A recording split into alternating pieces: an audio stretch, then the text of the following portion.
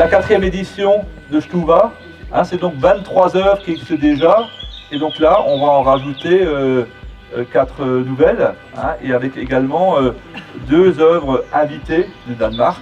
Ici, l'accueil se fait au parc Charles de Rénac, qui est un arbre de paix, qui est un parc extraordinaire, dont profite toute la population sungovienne et voire largement au-delà. C'est un parc nature, et si on y met un peu d'art, donc art et nature, c'est encore mieux. Alors, commissaire, qu'est-ce que ça veut dire ou qu'est-ce que curateur? En fait, notre travail, c'est de proposer une stratégie, d'imaginer une ligne éditoriale, on va dire ça comme ça, pour les programmes culturels, ligne artistique qu'on a définie ensemble avec le BTR il y a 4 ans maintenant. Le paysage du Sungo ressemble quand même assez au paysage au Danemark à certains endroits. Chaque fois que vous vous promenez dans les paysages au Danemark, on va vous rappeler que le vent est une énergie et qu'on utilise cette énergie. Et le seul moyen de le voir et de le savoir, c'est de regarder les éoliennes, puisque c'est les éoliennes qui vont vous faire le lien avec l'énergie.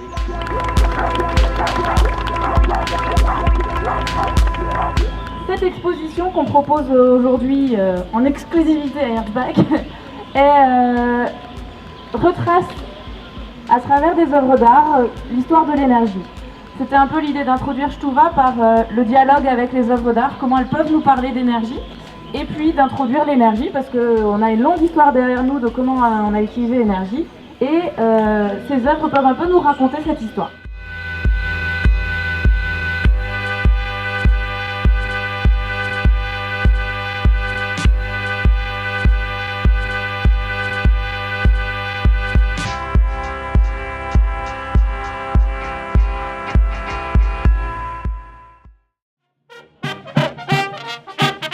Vous savez qu'il y avait ici le 100e anniversaire de Marie-Pire. Ce serait quand même idiot de ne pas se croiser à un moment donné dans la journée. Vous pourrez vous rendre compte que nous nous sommes inspirés de cette fresque pour la réalisation de notre nouvelle communication pour les 5 ans à venir. La petite fille souffle surtout les couleurs, la vie et l'espoir dans le monde. Tous des endroits qui sont vraiment... c'est très important dans le futur de les conserver. Donc il faut préserver tout ça, et pas que ça, parce qu'évidemment il y a plein d'autres choses qui sont super intéressantes et préservables pour nous, mais aussi surtout pour les générations futures.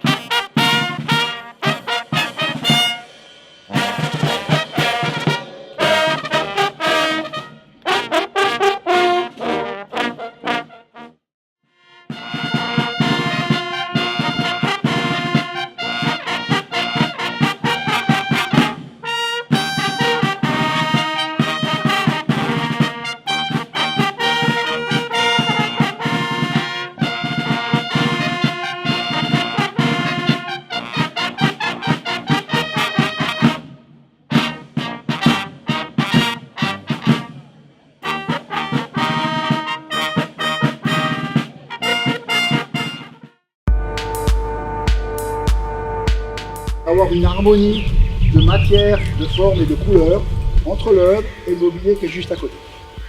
C'est un choix de la commune et on l'assume. Quant au lieu de l'implantation de l'œuvre, où nous nous trouvons, et je trouve au débouché d'un sentier piéton. Vous pouvez le voir, l'œuvre est une cloche, peut pas n'importe laquelle, c'est un tocsin. Le tocsin, c'est le nom d'une cloche spécifique qui sert du coup à sonner l'alerte depuis toujours en cas de problèmes, par exemple comme un incendie ou une guerre. En tout cas, ça sonne l'alerte. Cet espace-là est par rapport à Stuva, donc c'est l'alerte envers notre nature.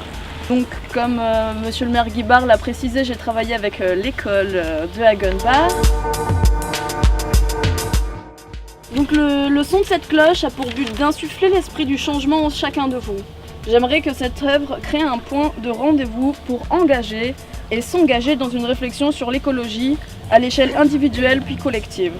que ce soit pour se raconter des histoires, partager une découverte en faveur de notre environnement ou encore des petits gestes du quotidien. Je souhaite que cette œuvre vive et vous serve dans votre engagement écologique et je vous invite par exemple à lire un livre de Cyril Dion qui s'appelle Petit manuel de résistance contemporaine, récits et stratégies pour changer le monde.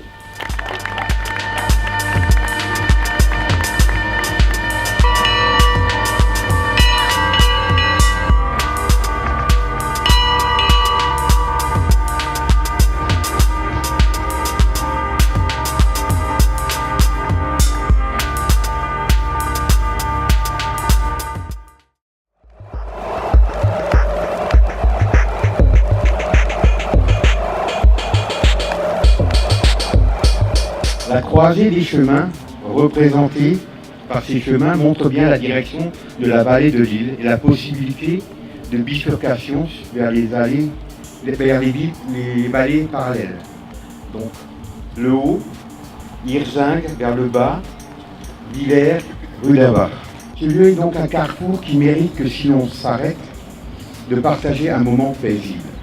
Stouva, déjà, c'est un énorme honneur pour moi d'y participer parce que, comme on l'a dit avant, je suis songovien et originaire de Bettendorf. Mais aussi et surtout parce que Stouva, au-delà de ça, c'est quelque chose qui fait rayonner notre beau territoire un petit peu au-delà et partout en France, ce qui n'est pas rien. Et là, merci au pays du Songo et merci à toi. Cette installation, Venfabrik, de l'Alsacien Vent et Fabrik, l'usine, peut se traduire par l'idée de faire une usine à vent. Ça illustre très bien mon approche de l'urgence écologique. On met beaucoup de moyens en place, mais qui ne servent pas forcément, qui ne sont pas forcément les plus efficaces. En gros, c'est faire beaucoup de bruit pour très peu de résultats. L'installation se compose d'un côté d'une éolienne, symbole de l'écologie, et de l'autre d'une turbine industrielle et électrophage que j'ai récupérée, qui illustre très bien les besoins réels en énergie que notre civilisation éprouve.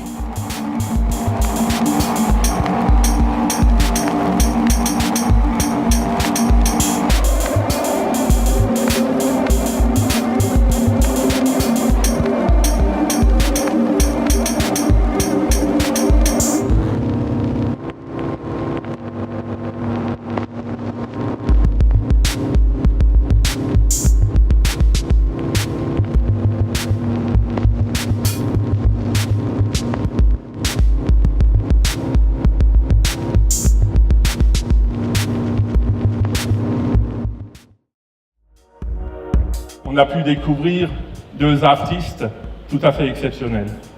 Je crois que la première fois que je les ai vus, c'est comme si je les avais connus depuis 30 ans. Hein, du côté humain et du côté du talent, c'est vraiment deux personnes qui ont le mérite d'être connues. Le point de départ, c'est la fontaine. La fontaine qui disparaît petit à petit du paysage pour des raisons économiques, pour des raisons écologiques. Alors qu'en fait, c'est quand même un élément central et historique de nos villages et nos quartiers.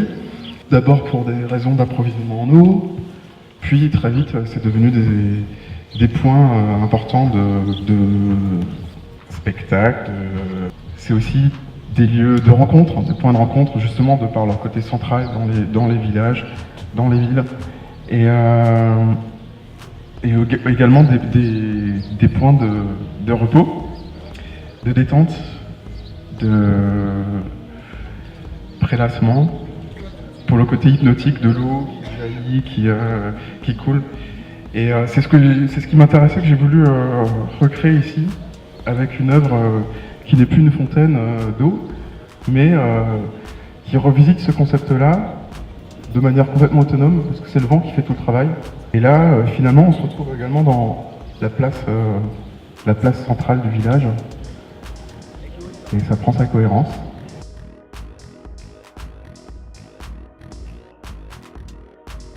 Il s'agit bien d'une œuvre participative, tant au niveau de son activation que de son développement.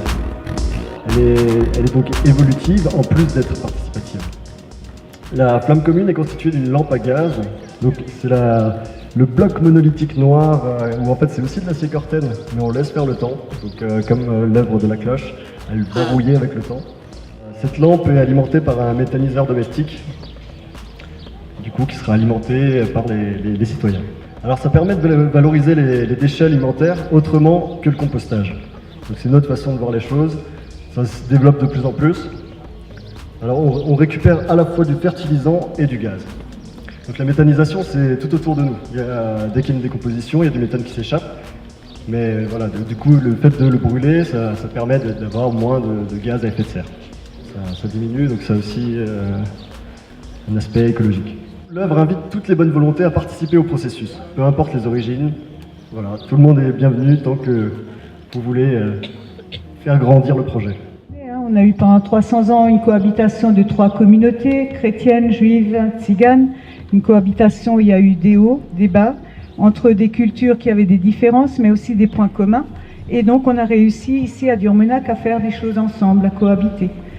Et depuis une dizaine d'années, de plus en plus d'habitants du village, de toutes les générations, des gens qui a priori, on ne les imaginait pas prendre une pelle et une pioche tous les samedis pour se lancer dans des chantiers au village. Toutes sortes de personnes de Durmenac se sont mises à l'ouvrage et on a des chantiers un peu partout.